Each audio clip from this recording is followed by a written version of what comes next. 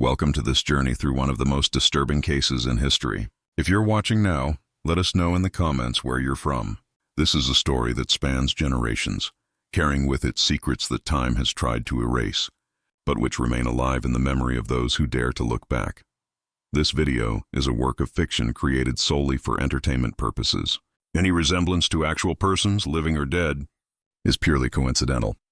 In the heart of Missouri, where the hills rise like guardians of forgotten stories, the small town of Riverside witnessed something that would forever change that community's perception of safety. It was 1897, and summer stretched on with its stifling heat over the wooden roofs and dirt streets. The Henderson family had just acquired an old property on the outskirts of town, a sturdy building with thick walls, and a basement that had remained locked for years. The house had previously belonged to a solitary merchant who had left without warning, leaving behind only rumors and an uneasy feeling among the neighbors. When the Hendersons finally descended those creaking stairs, carrying lanterns that flickered against the damp darkness, they found something no mind could have anticipated. The basement was no mere abandoned storage room. There, amidst the cold stones and the musty smell clinging to the walls, lay evidence of a life abruptly cut short. Personal belongings were scattered chaotically. Dark stains on the earth and floor seemed to tell silent stories, and a silence so dense it felt like it had its own weight. The family patriarch, James Henderson, felt the air escape his lungs as his eyes adjusted to the dim light, and he began to grasp the magnitude of what lay before him. Local authorities were immediately called. The sheriff of Lincoln County, an experienced man named Benjamin Cross, descended those same stairs with an expression that mixed skepticism and apprehension. What he saw that afternoon transformed an ordinary day into something that would mark his career forever. The records of the time preserved in the county archives document the discovery with careful, almost hesitant language, as if the words themselves feared to fully capture the reality of that moment. There were clear signs that someone had tried to hide something there, burying secrets under layers of earth and time, hoping they would never be found. The news spread through the city with the speed of a prairie wildfire. Riverside, until then known only as a stopping point for travelers crossing Missouri, became the center of an investigation that would attract the attention of newspapers from distant cities. People began whispering names, recalling disappearances that at the time seemed like mere voluntary departures, and questioning how many other secrets still remained buried beneath the ancient foundations of that region. The Henderson basement had revealed only the tip of a much larger mystery, something that connected that house to a series of disturbing events dating back more than a decade, and we now will enter this labyrinth of shadows, following the traces that time has tried to erase, but which still echo through the years. The ensuing investigation uncovered layers of a narrative that no one expected to find. Sheriff Cross summoned deputies from neighboring counties, men who had dealt with crimes in their own regions, but had never encountered anything of this nature. They worked meticulously, documenting every inch of that basement, every object that seemed out of place, every mark on the walls that suggested something beyond ordinary neglect. The atmosphere on the Henderson property had become heavy, laden with a tension that seemed to emanate from the very foundation stones. James Henderson and his wife Catherine found themselves in a delicate position. They had invested their savings in that property, dreaming of a quiet new beginning in Missouri, far from the hustle and bustle of the bigger cities. Now their home had become the epicenter of a mystery that attracted curious onlookers from all over the region. People arrived in carriages, stopping on the dusty road just to observe the gray building that rose against the horizon. Some came with questions, others with their own theories about what might have happened there in the years before. Local newspapers began publishing articles speculating about the property's past. The previous merchant, a man known only as Marcus, had been described by former neighbors as reserved and unsociable. He kept his business discreet, dealing mainly with goods arriving from other parts of the state. His abrupt departure in 1894 had left unanswered questions, but at the time no one had given it much importance. People constantly came and went in that border region where reinvention was almost a tradition, but now, 3 years later, those questions took on a completely different weight.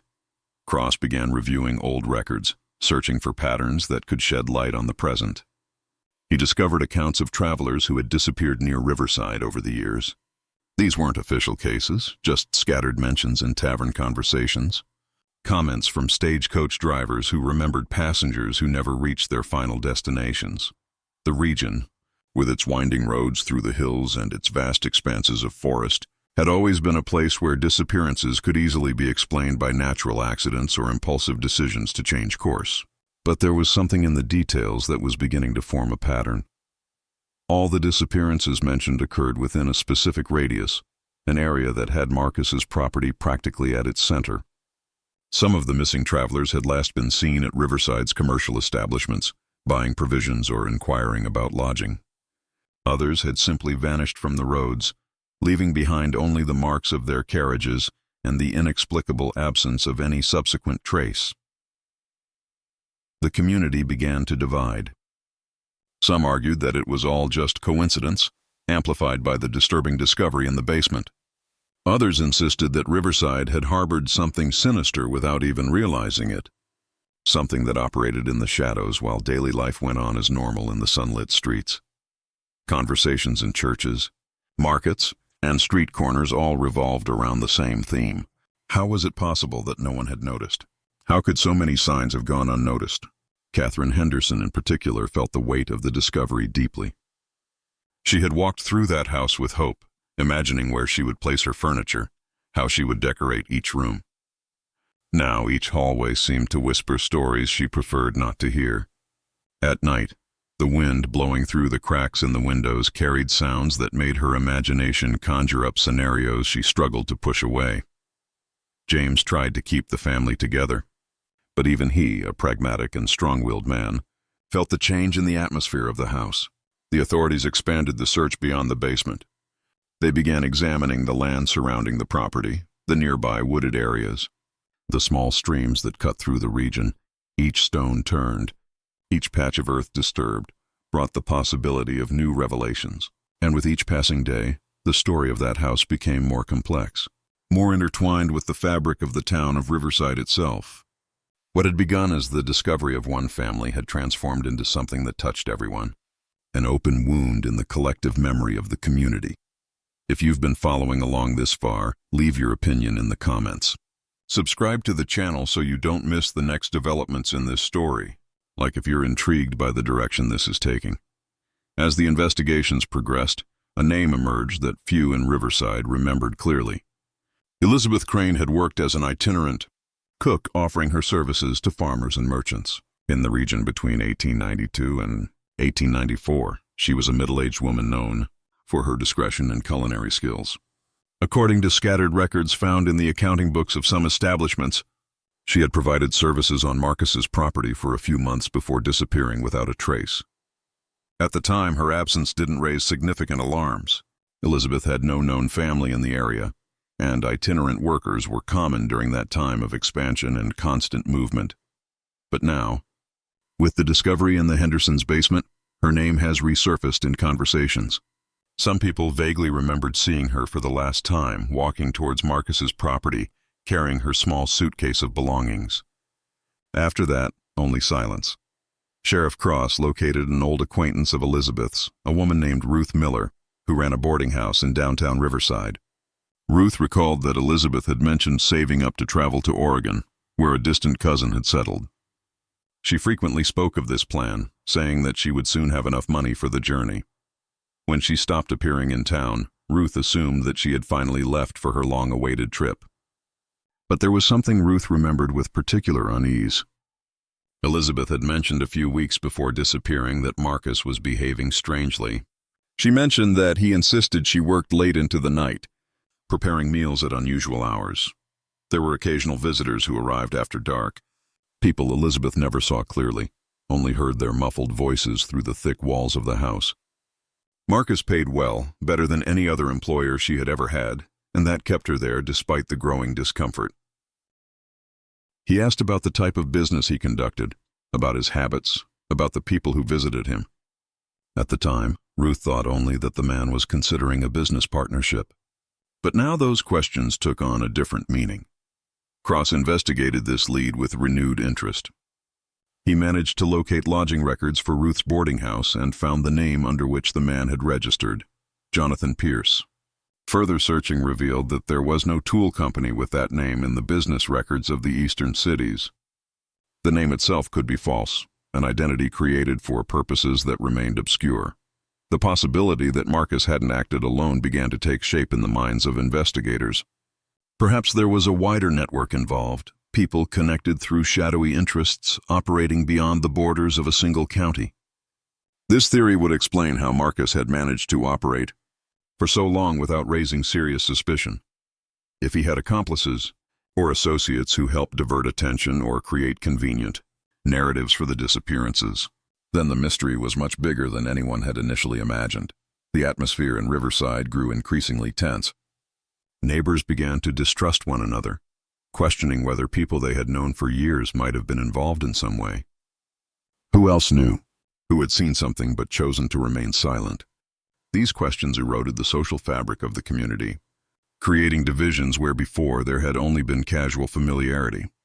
In October 1897, as the leaves began to change color and the air acquired that cold quality that heralds the arrival of winter, a letter arrived at Sheriff Cross's office.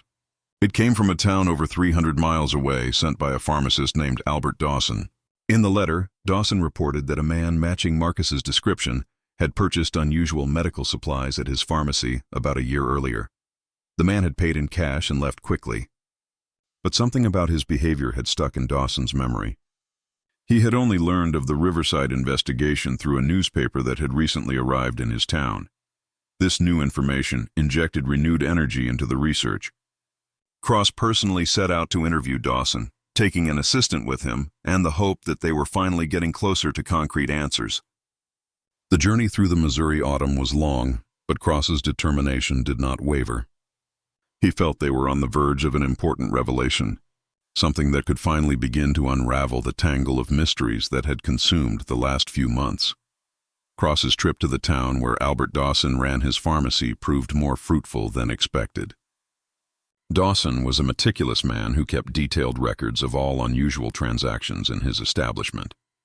He explained that the man he believed to be Marcus had requested substances normally used for preservation, as well as some compounds with specific medical applications. Nothing illegal in themselves, but the combination and quantity had caught his attention. What made the encounter even more memorable for Dawson was the buyer's behavior. The man seemed nervous, constantly looking over his shoulder as if afraid of being watched. He insisted on packing the items discreetly and left through the back door of the pharmacy, avoiding the main street. Dawson had considered reporting the incident to the local authorities at the time, but with no evidence of any crime. He decided only to note the details in his personal observation book. Cross copied all the relevant information and inquired about the direction the man had taken when he left. Dawson remembered that he had headed west, probably returning to somewhere closer to the rural areas of central Missouri. This information confirmed that the man was indeed returning to the Riverside region, or at least passing through it. The timeline roughly corresponded to the period in which the last disappearances had been reported. Back in Riverside, Cross shared his findings with a small group of trusted citizens who had volunteered to assist in the investigation. Among them was Samuel Harper, a respected landowner who knew virtually every back road and trail in the area. Samuel suggested they explore more remote areas, places where someone might have hidden evidence or established operations away from prying eyes. The team began a systematic search of the surrounding areas. They discovered several abandoned cabins, old structures that served as temporary shelter for hunters or travelers. Most were in an advanced state of decay with collapsed roofs and walls covered in vegetation. But in one of these structures, located about 15 kilometers from the Henderson property, they found something that caught their attention. There were signs of recent occupation, ashes from a campfire that was no more than a few months old, remnants of provisions packaged in a specific way, and marks on the ground suggesting that heavy objects had been dragged. Even more disturbing, they found fragments of partially burned paper. Cross carefully collected these fragments, trying to decipher the words that were still legible. They appeared to be parts of letters or business documents, but were too damaged to reveal their full content. This discovery raised new questions. Was Marcus using multiple locations for his activities? Was the property in Riverside just one point in a larger network? The possibility that there were other places waiting to be discovered weighed heavily on everyone involved in the investigation. The territory was vast, with countless remote locations where secrets could remain buried for decades. Meanwhile, Catherine Henderson made a decision that surprised her husband. She announced that she would not leave the house, that she would not allow fear and the shadows of the past to drive her away from the place they had chosen as their home. James initially protested, concerned for his wife's emotional well-being, but gradually understood the strength of her determination. Catherine argued that fleeing would be admitting defeat. It would be allowing what had happened there to continue exerting power over their lives. She began a home renovation project focusing especially on the basement. With authorization from the authorities, who had already concluded their investigations in that specific space, Catherine hired workers to completely clean and reorganize the environment. She wanted to transform that dark place into something useful and bright. They installed new windows that allowed natural light in, whitewashed the walls, and replaced the dirt floor with solid wooden planks. The physical transformation of the space seemed to have a therapeutic effect not only on Catherine, but on the entire community.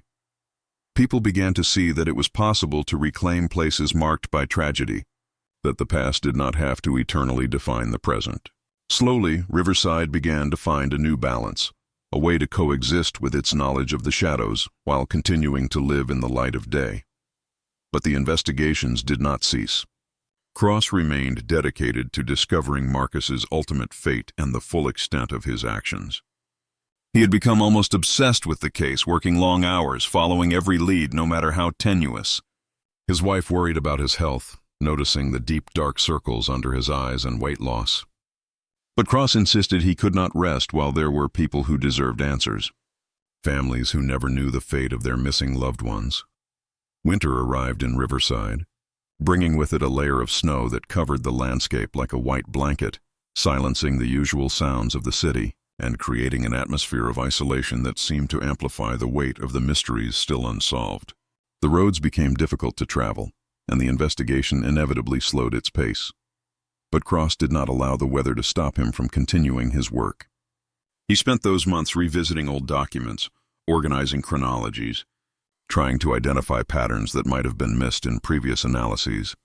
It was during those long winter nights, illuminated only by flickering lamps atop piles of yellowed papers, that Cross began to notice something interesting. The disappearances weren't entirely random. There was a subtle seasonality to their occurrence. Most happened during the autumn and spring months, periods when traveler traffic increased considerably. Merchants took advantage of these seasons to transport goods before the harsh winter or after its end. This observation suggested that whoever was behind the disappearances strategically chose their victims, taking advantage of the natural flows of people through the region. Cross shared this discovery with Samuel Harper during a meeting in January 1898. Samuel, with his intimate familiarity with the territory, began tracing routes on a large map spread out on the tavern table where they were meeting. He marked not only the location of Marcus's property, but also the positions of the abandoned cabins they had discovered, the points where travelers were last seen, and the most common paths used by merchants crossing the region. When all these markings were complete, a visual pattern emerged with disturbing clarity. Marcus's property was positioned almost perfectly to intercept multiple travel routes. This was no coincidence. The location had been deliberately chosen, offering easy access to different paths while maintaining sufficient distance from the city to operate discreetly. The abandoned cabins formed a kind of secondary network, footholds that could be used for various purposes. The geography of the region, with its rolling hills and dense wooded areas, provided natural cover for activities that one wished to keep hidden. This spatial understanding of the case brought a sense of progress, but also of profound unease. It meant that everything had been planned with considerable foresight and sophistication. These were not impulsive or opportunistic actions, but rather a systematic operation that could have stretched for years before anyone began to connect the scattered pieces. How many people had actually disappeared? Cross feared they would never get an exact number, as many travelers of the time had no family waiting for them or detailed records of their routes. Meanwhile, James Henderson found himself in a state of constant reflection on his own decision to buy the property. He began to question the signs he may have ignored during the negotiation. The price had been surprisingly low for such a solid building on such a large plot of land. The Cellar, an intermediary claiming to represent Marcus, had shown unusual haste to close the deal. James, eager to settle down and start his new life, hadn't investigated further. Now these memories haunted him, making him feel that he had somehow been an unwitting accomplice in allowing the secrets to remain hidden any longer.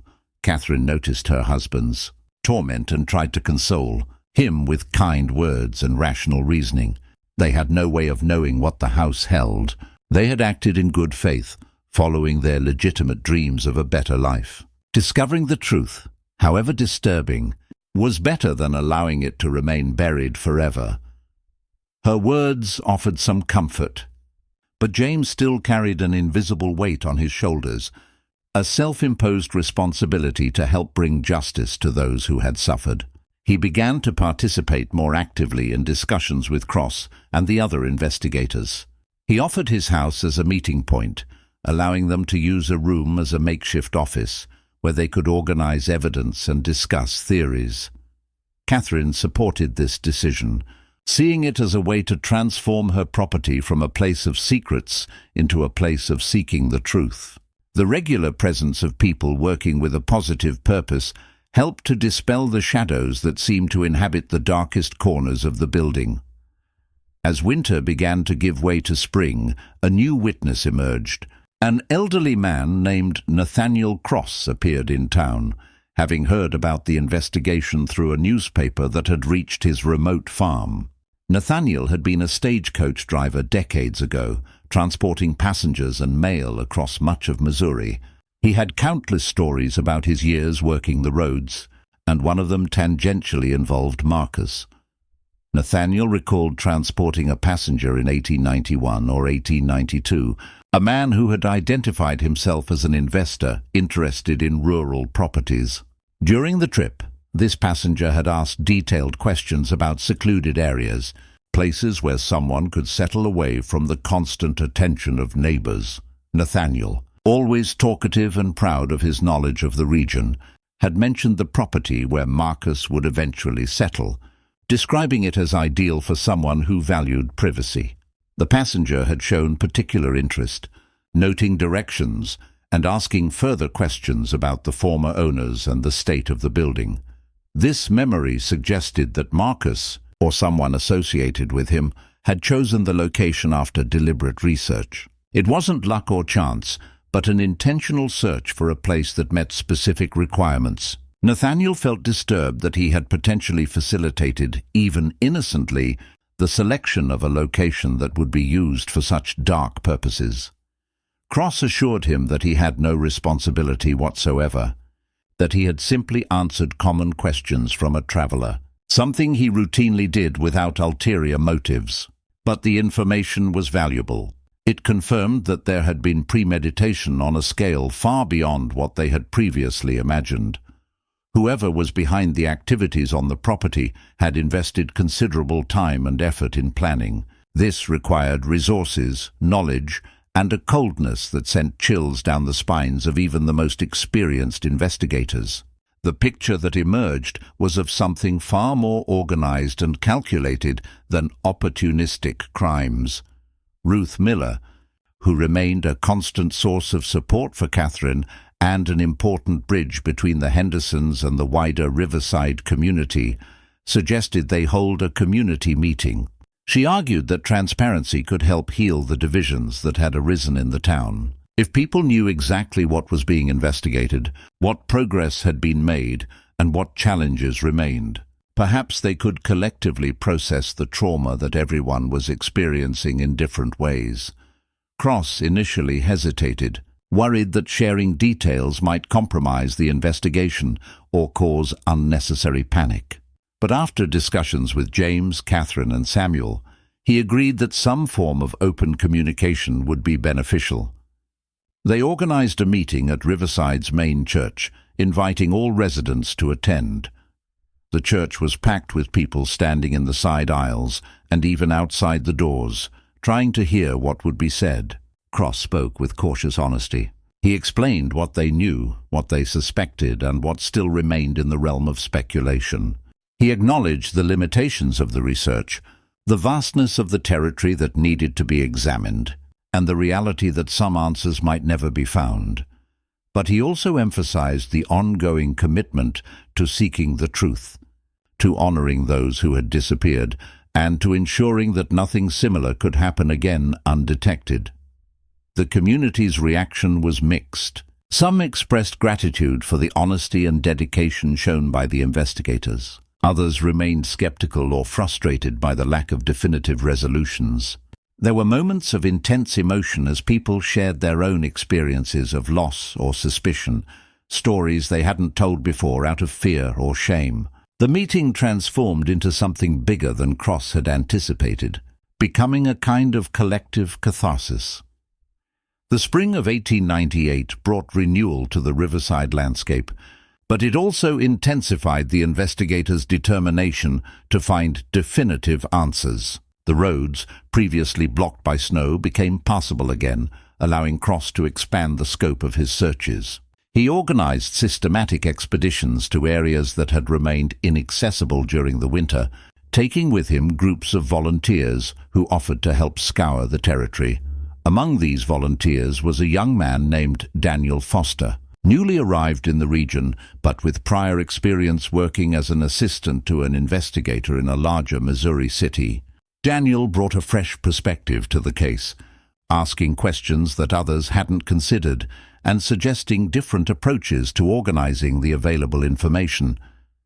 He proposed creating a more elaborate documentation system, categorizing each piece of evidence not only by type, but also by possible connections to one another.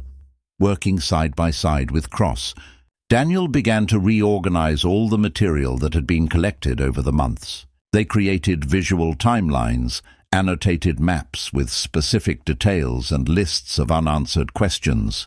This meticulous process revealed gaps in the investigation that had not been fully recognized until then. For example, they discovered that they had never properly investigated the suppliers who made regular deliveries to Marcus's property. These people could have observed important details during their visits, things that at the time seemed insignificant, but that could now be revealing. Cross began locating and interviewing these suppliers. One of them, a man named Robert Chen, who operated a grocery delivery service, remembered Marcus with surprising clarity. Chen described a meticulous individual who always checked each delivered item with obsessive attention to detail. Marcus insisted that deliveries be left in an outside shed, never allowing delivery men to approach the main house. He paid punctually, always in cash, and kept interactions brief and direct with no room for casual conversation. What Chen found particularly memorable was the quantity and variety of items Marcus ordered. Enough provisions to feed several people. Yet Chen had never seen evidence of tenants other than Marcus himself. There were also occasional orders for building materials, ropes, various tools, and once an unusual quantity of lime. At the time, Chen assumed Marcus was undertaking some kind of maintenance or expansion project on the property, but these orders now seemed suspicious in a new light. This information led to a new round of searches on the Henderson property. Using Chen's descriptions of where the delivery shed was located, the team focused their efforts on that specific area. The shed was still standing, although partially deteriorated. Inside, they found remnants of materials that matched Chen's descriptions. But more significantly, they discovered that the shed's floor showed signs of having been removed and reinstalled at some point in the past. With the Hendersons' permission, they began to carefully excavate beneath the barn floor. The work was slow and methodical, each layer of earth being sifted and examined.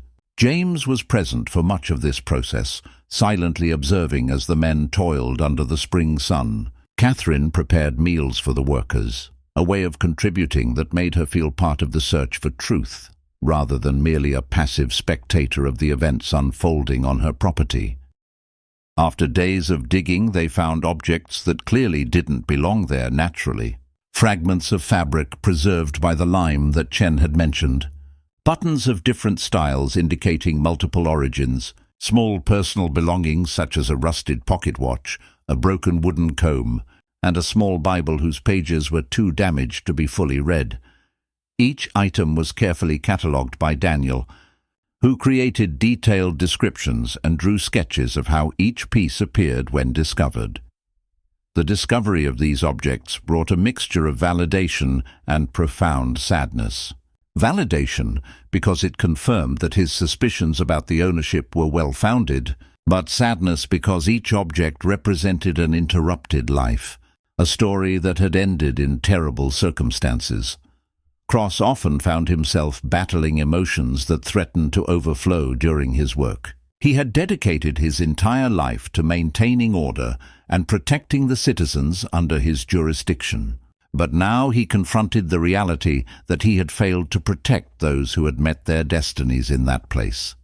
Samuel Harper, observing the emotional burden Cross was carrying, suggested they take a few days off before continuing.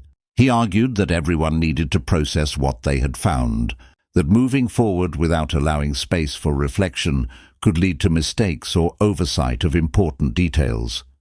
Cross initially resisted, feeling that each day off was a betrayal of the victims who deserved swift justice. But James and Catherine supported Samuel's suggestion, offering their home as a place where the group could meet, not to work, but simply to be together, share meals, and remember that they were human beings with limitations.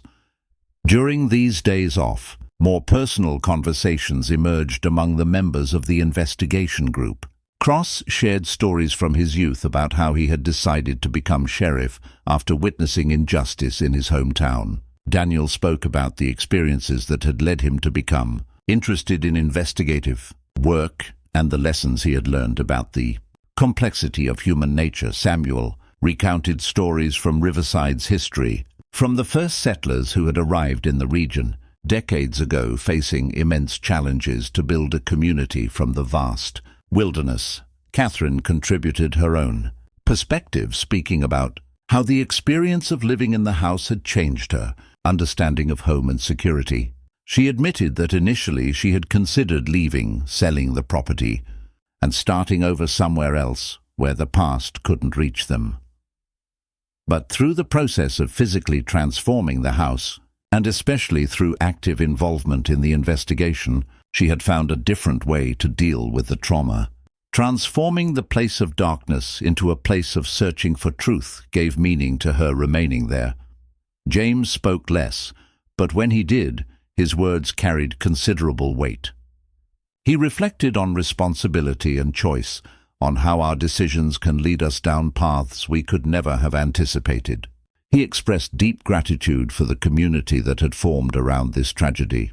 People who could have simply turned their backs, but who instead chose to confront the darkness together.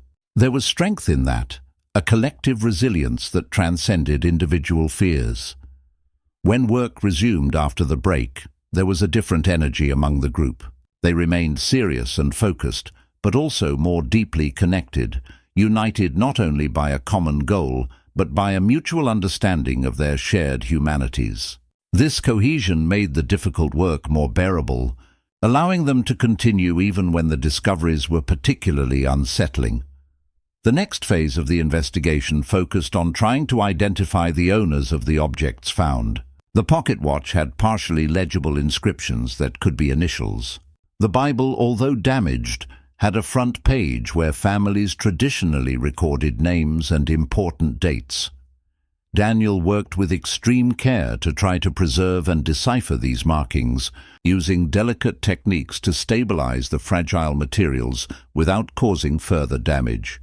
Simultaneously, Cross sent descriptions of the objects to authorities in other regions, hoping that someone might recognize something and connect it to missing persons reports. This process was frustratingly slow, dependent on correspondence that took weeks to traverse the distances between cities. Each response that arrived brought the possibility of a connection, but also the potential for further disappointment. When descriptions didn't match or when there weren't enough records to make definitive comparisons, Ruth, Miller continued to serve as a vital bridge between the investigators and the wider Riverside community. She kept people informed of general progress without revealing sensitive details that could compromise the work. Her boarding house had become an informal hub for discussion where residents could come to ask questions, share concerns, or simply be in the company of others who were processing the same difficult realities. Ruth had a gift for listening, for making people feel heard and validated, and this ability became increasingly valuable as the investigation progressed. Spring was advancing, bringing with it wildflowers that dotted the fields around Riverside with vibrant colors. The contrast between the natural beauty of the season and the somber nature of the work being done created a dissonance that did not go unnoticed. Life went on. The seasons changed. Nature followed its eternal cycles, indifferent to the human dramas unfolding beneath its green and flowery canopy. Summer arrived in Riverside with its characteristic heat, transforming the fields around the town into golden ripples of dry grass that whispered in the wind. The investigation had become a permanent part of the community's daily life, a constant presence that influenced conversations, decisions, and even the dreams of those most deeply involved. Cross had established a meticulous routine, dividing his days between fieldwork, document analysis, and correspondence with authorities from other regions, who occasionally offered potentially relevant information. During this period, Daniel Foster emerged as an increasingly central figure in the investigation. His systematic approach and ability to see connections between seemingly unrelated details proved invaluable.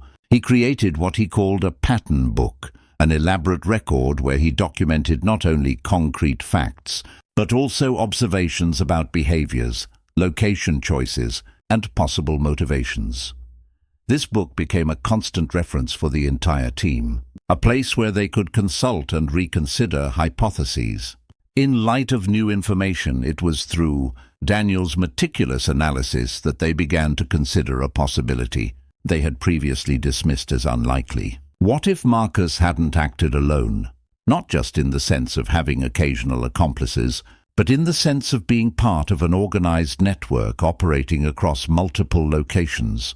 This theory was ambitious and unsettling, but it explained certain inconsistencies that had remained enigmatic. For example, how had Marcus managed to keep his activities hidden for so long if he himself was responsible for every step?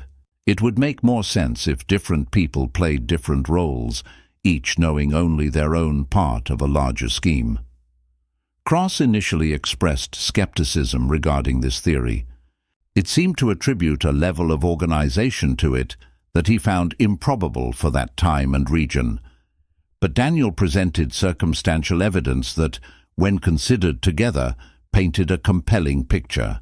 The dates of the disappearances frequently coincided with the arrival of strangers in the city, people who stayed only briefly before leaving again. The travel patterns suggested coordination with different individuals, appearing in sequences that could indicate prior communication about when and where certain events would occur. Samuel Harper, with his deep familiarity with the territory, offered another valuable perspective. He recalled that during the years in question, there were occasional rumors about illicit activities in the region. Nothing definitive or specific, just whispers that certain people were involved in questionable dealings. At the time, these rumors were too vague to inspire action, generally dissolving into unsubstantiated speculation. But now, revisited through the lens of what they knew about the property, these old rumors gained potential significance.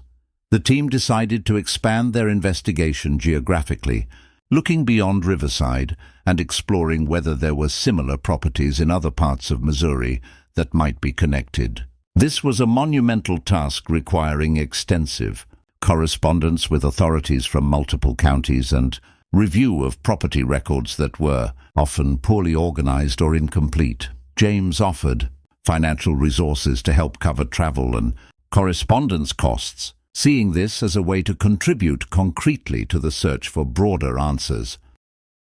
Meanwhile, Catherine had found her own unique role within the investigative effort. She began interviewing women from the community, recognizing that there were perspectives and memories that might not emerge in conversations dominated by men. Many women had observations about changes in neighbors' behavior, about strangers who had passed through town, about conversations overheard in markets or churches that at the time seemed unimportant.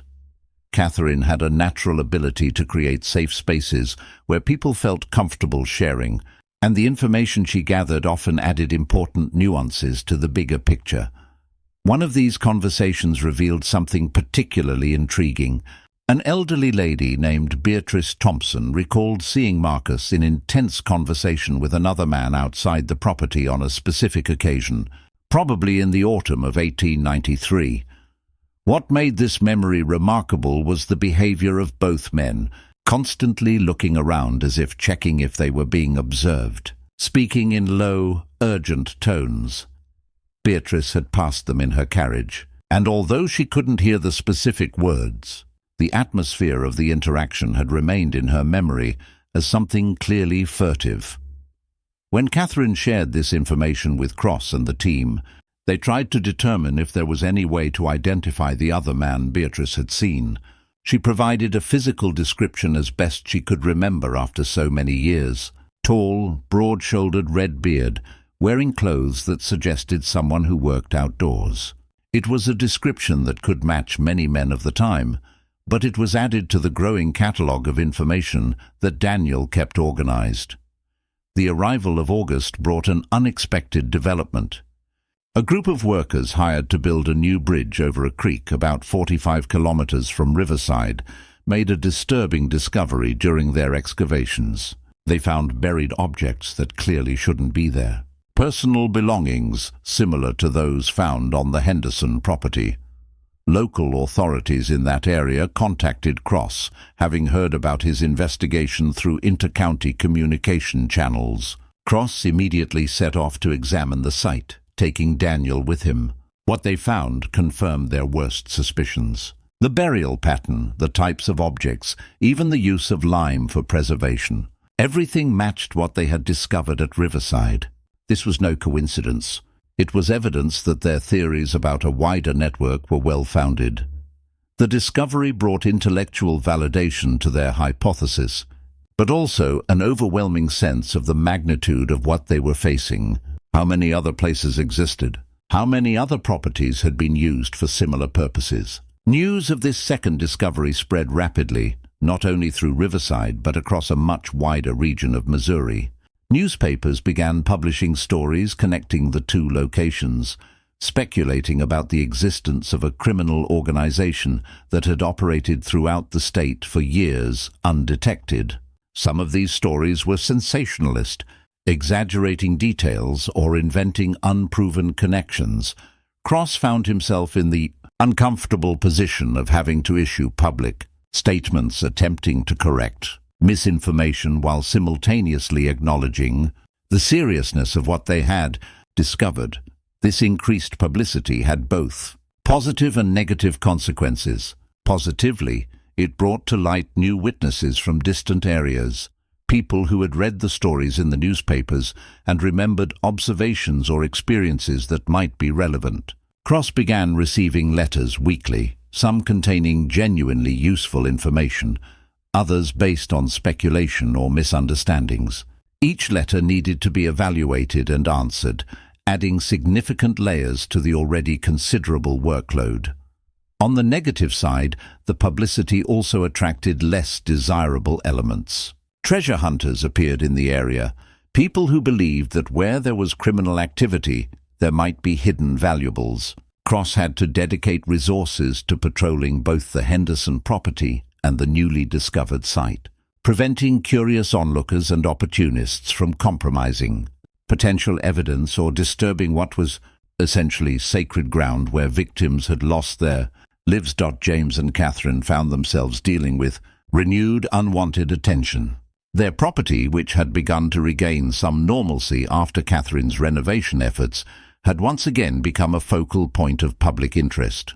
They received offers from journalists wanting to interview or photograph the house, requests they consistently refused. Catherine, in particular, felt frustrated by how her family was being repeatedly dragged into the spotlight when all they wanted was peace and the opportunity to process their experiences privately. Ruth Miller, observing the renewed stress on the Hendersons, organized a community effort to protect them from excessive outside attention. Riverside residents who had come to respect and appreciate the family agreed to serve as intermediaries, politely but firmly discouraging outsiders from disturbing the property. This demonstration of community solidarity deeply touched Catherine and James, reminding them that despite all the difficulties, they had found genuine people who cared about their well-being. Daniel, working tirelessly to integrate the new information from the second site into his existing analyses, began to identify possible additional connections. He noted that both sites were close to intersections of important trade routes that both offered significant isolation while remaining accessible, and that both had had multiple owners in relatively short periods. Before the events in question, these patterns suggested specific criteria used to select locations, implying sophisticated planning and detailed knowledge of regional geography. Following these patterns, Daniel created a theoretical map identifying other properties in Missouri that shared similar characteristics. There were dozens of possibilities, a number that made a thorough investigation of all of them virtually impossible with the available resources. Cross decided to prioritize those that also had suspicious ownership histories or that were associated with missing persons reports in their vicinity. Even with this filtering, at least 5 locations remained that warranted further investigation. Coordinating this expanded investigation required unprecedented collaboration across multiple jurisdictions. Cross found himself writing extensive letters to sheriffs in other counties, explaining the situation, sharing his findings, and requesting assistance in investigating specific properties. The response was varied. Some sheriffs showed genuine interest and committed resources to help. Others were skeptical or simply lacked the capacity to undertake further investigations given their own local responsibilities. Samuel Harper, recognizing the logistical challenges, suggested forming a temporary task force specifically dedicated to this investigation. He proposed bringing together qualified individuals from different fields, people with relevant skills willing to dedicate significant time to the endeavor. The idea gained traction among those involved, and during September 1898, they began recruiting and organizing such a group. It included not only law enforcement officials, but also people with expertise in document analysis, detailed geographical knowledge of the region, and interviewing skills. The formation of the task force represented a transformative moment in the investigation, elevating what had begun as a local discovery in Riverside into a coordinated effort encompassing much of central Missouri. The assembled group was diverse in experience and background, but united by a common purpose that transcended jurisdictions and personal interests.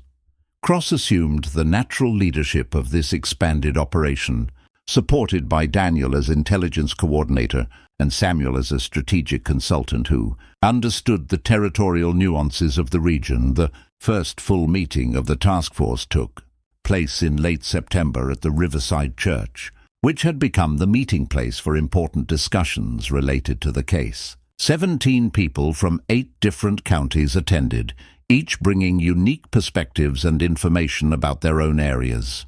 What emerged from that meeting was both encouraging and deeply disturbing. Several of the sheriffs present reported cases of disappearances in their regions that had remained unexplained, situations that, when examined through the new lens of understanding provided by the Riverside investigation, acquired potentially sinister meanings. A sheriff from a county northwest of Riverside, an experienced man named William Blackwood, shared that in his jurisdiction there was an abandoned property with remarkably similar characteristics to those Daniel had identified on his theoretical map. The property had been left vacant for about 4 years after its owner abruptly left, claiming health problems that required a change to a different climate. No one had deeply questioned this explanation at the time, but now Blackwood felt he had overlooked signs that should have aroused suspicion. Another participant, a private investigator named Marcus Reeves, who had been hired by a family to search for a brother who had disappeared years earlier, presented meticulous documentation of his own search. The man he was looking for, a rare book dealer named Arthur, had disappeared during a trip through Missouri in 1894. Arthur's last known communication had been a letter sent from a small town near one of the properties Daniel had marked on his map.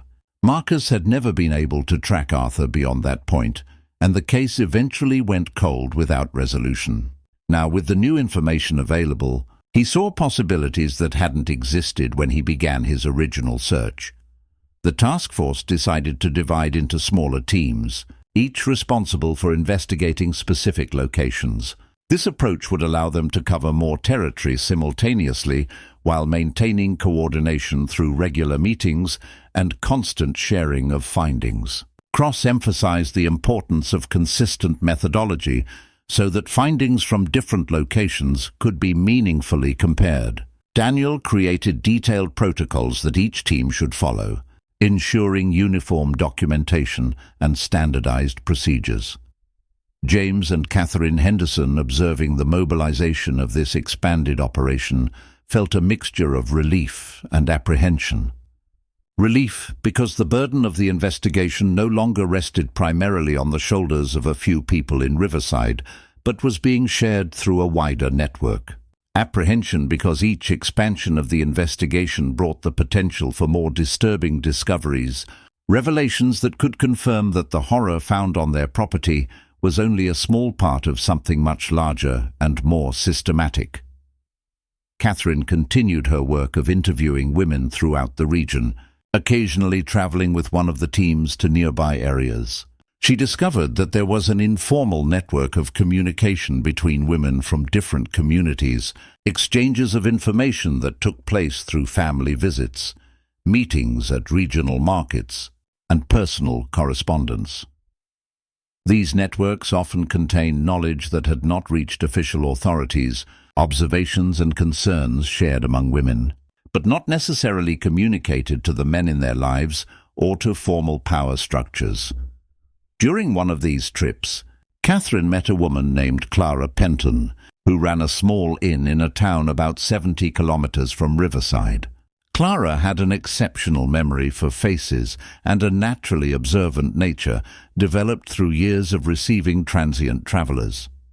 When Catherine described Marcus based on descriptions compiled by Cross, Clara stated with considerable certainty that she had seen this man on multiple occasions over the years, always accompanied by different people, but never staying for more than one night. What made Clara's observations particularly valuable was her habit of keeping a detailed logbook of all guests.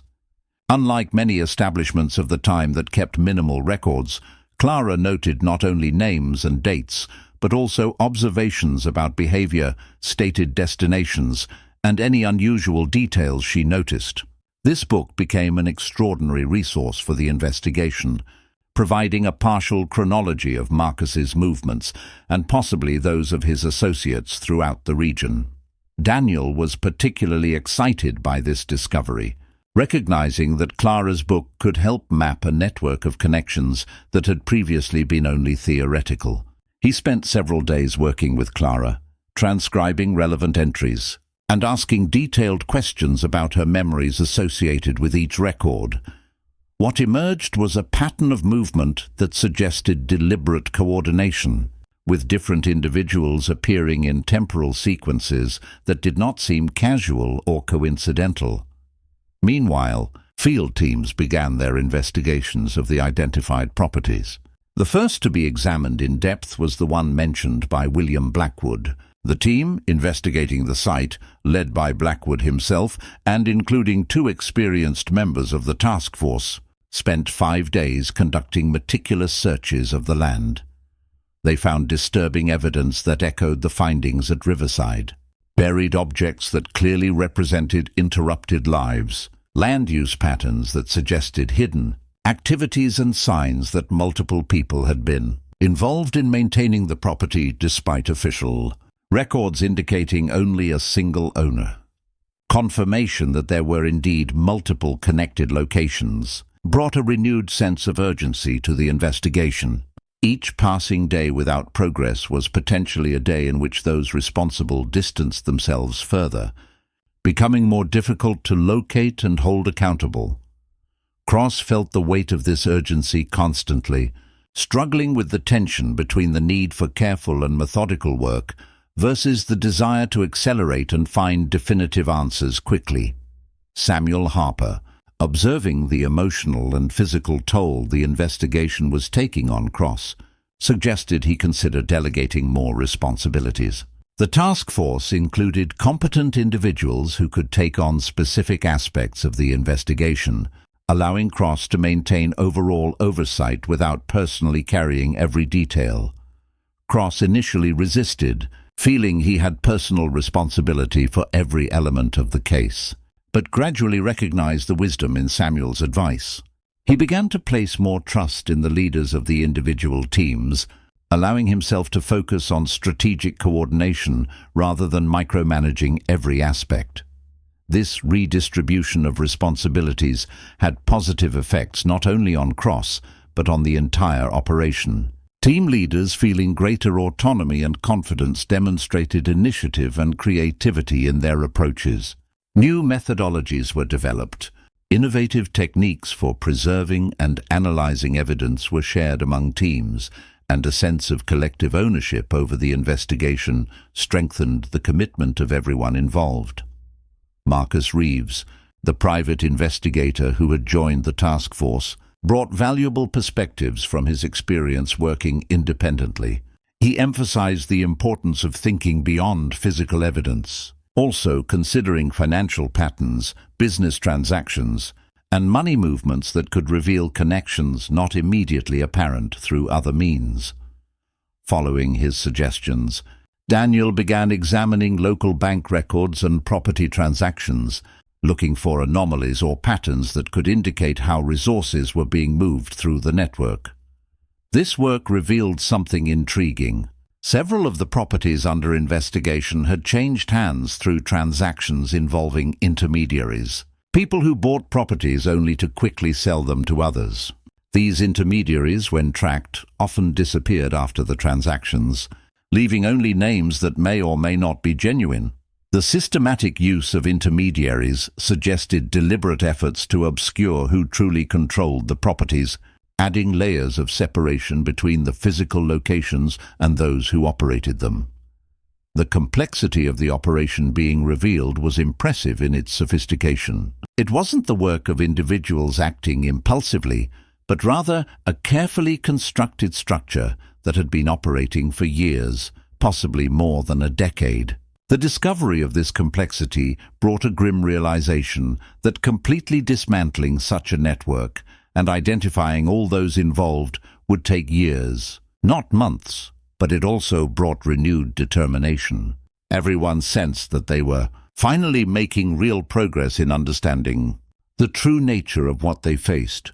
Ruth Miller, continuing her role as a bridge between investigators and the wider communities affected by the investigation, began organizing regular meetings where families of missing persons could meet, share experiences, and offer mutual support. These meetings became more than just informational gatherings. They became spaces for collective healing, places where people who had carried unexplained losses for years found others who understood their pain in ways that few others could. Connections formed at these meetings often led to new information as people shared details they hadn't thought to mention before. Details that, when combined with observations from others, created more complete pictures. James Henderson found renewed purpose in contributing financially to these reunions, helping to cover travel costs for families who lived far away but wanted to participate. He also began working on a documentation project, creating a comprehensive record of all known missing persons in the region during the relevant period. This record would serve not only as an investigative tool, but also as a memorial, a way to ensure that those who had been lost were not forgotten, that their stories were preserved, even if their ultimate fates were never fully clarified.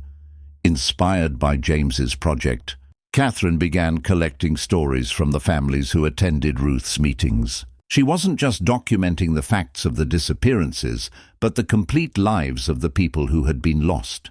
Who were they before they disappeared? What dreams did they have? Who did they love and who loved them? This memorialization work became profoundly important to Catherine, transforming her own traumatic experience into something that could offer comfort and recognition to others. As October progressed, bringing the vibrant colors of autumn to the Missouri hills, the research entered a new phase. Initial discoveries had been made, patterns had been identified, and now the work became more focused on tracking down specific individuals, following trails of paper and testimony that could lead to those responsible. This was tedious work, requiring patience and meticulous attention to detail that might seem insignificant in isolation, but collectively built solid cases. Despite having delegated more responsibilities, Cross still worked long hours, often staying in his office late into the night, reviewing reports and planning next steps. His wife, who had patiently endured his absence and worry for months, finally insisted that he take at least one day off. Reluctantly, Cross agreed and spent an entire Sunday at home with his family, forcing himself not to think about the investigation, simply to be present with those he loved. That day off proved more valuable than Cross had initially realized. He returned to work on Monday with renewed perspective and restored energy. Able to see aspects of the case that fatigue had obscured, he recognized that taking care of himself was not a luxury or indulgence, but a practical necessity to maintain the quality of his work and leadership. He began encouraging other members of the task force to also prioritize adequate rest. Recognizing that effective investigation depended on clear minds and healthy bodies, the months that followed brought subtle but significant changes for everyone involved in the investigation. The work continued methodical and tireless, but there was a growing understanding that some answers might never fully arrive. The vastness of the territory, the passage of years, and the limitations of the records of the time meant that certain questions would remain in the realm of speculation, no matter how diligently they searched. Cross had learned to make peace with this reality. Initially, the idea of leaving any aspect unresolved tormented him, fueling sleepless nights and a constant feeling of inadequacy.